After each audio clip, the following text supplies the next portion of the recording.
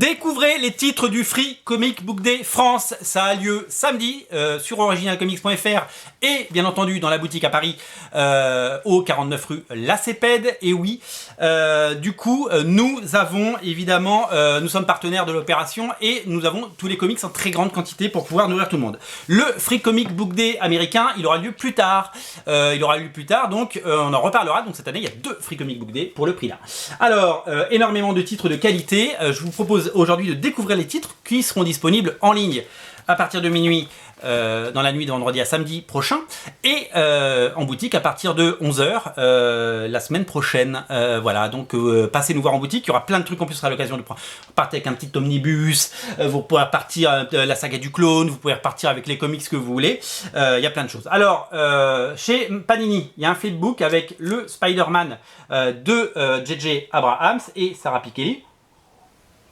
Je bois un peu de café, excusez-moi, il va être froid après, sinon c'est pas bon. Et Absolute Carnage. Mais il y a un deuxième titre Panini, pour un titre jeunesse, je trouve ça super chouette, ça s'appelle Double Peine. J'aime beaucoup le côté hyper cartoon de ce titre. Voilà, pour vos enfants, ça peut être une très bonne idée.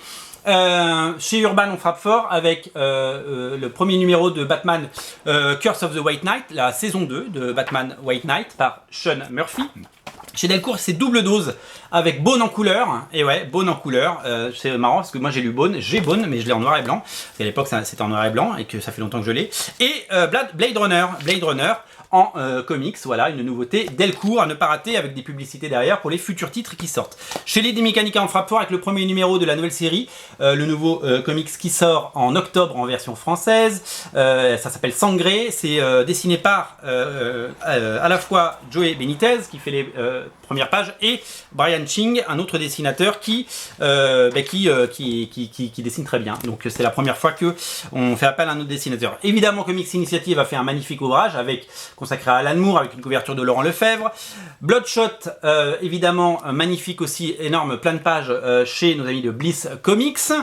Chez iComics, nous avons Invisible Kingdom, la série qui va beaucoup faire parler d'elle parce que c'est une série de qualité.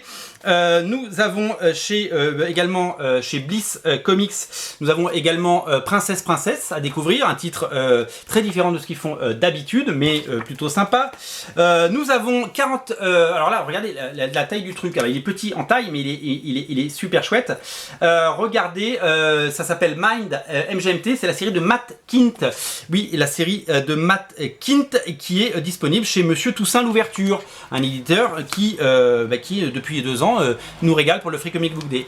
Le sketchbook de Comic Zone, il est là avec plein de dessins super, voilà. Et chez Ankama, nous avons droit à Horseback 1861, un énorme magazine avec des titres du label 619, pardon, j'allais dire 666, 619. Voilà, tout est disponible à partir de la semaine prochaine. Je tenais à vous montrer, d'abord, on a reçu les titres, ce qui est une formidable nouvelle, et 2, il y a de la qualité. Donc, à vos agendas. À partir de minuit, vous connaissez la façon dont on travaille. À partir de minuit, la semaine prochaine, de vendredi à samedi, il y aura du comics gratuit et ça va être un carnage, une orgie, ça va être un festival. On compte sur vous et on compte beaucoup pour ce Free Comic Book Day pour relancer l'activité.